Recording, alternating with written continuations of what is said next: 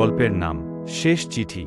সৌম্য আর নীলা দুই ভিন্ন জগতের মানুষ, কিন্তু একই শহরের আকাশে ভালোবাসার তারা হয়ে উঠেছিল একসময়। সৌম্য মধ্যবিত্ত পরিবারের একজন লাজুক তরুণ, বাংলা সাহিত্যে এম.এ করছিল।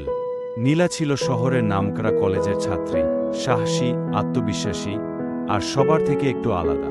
পরিচয় হয়েছিল একটি সাহিত্য সম্মেলনে। সেই পরিচয় ধীরে ধীরে রূপ নেয় গভীর ভালোবাসায়।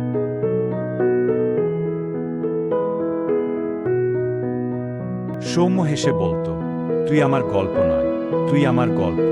তারা স্বপ্ন বুনেছিল একসাথে ঘর বাঁধার, ছোট্ট লাইব্রেরি খোলার, বইয়ের ভেতর নিজেদের জীবন খুঁজে পাওয়া। কিন্তু জীবন সবসময় কবিতার মতো সুন্দর হয় না। নীলার পরিবার ছিল ধনাঢ্য আর প্রভাবশালী। যখন তারা সৌম্যর কথা জানল, সব বন্ধ করে দিল। মেয়েকে পাঠিয়ে দিল দেশের বাইরে। চিঠি, ফোন সব বন্ধ। বছরখানেক পর একদিন সৌম্যর ঠিকানায় একটি খাম এলো। নীলার হাতে লেখা চিঠি।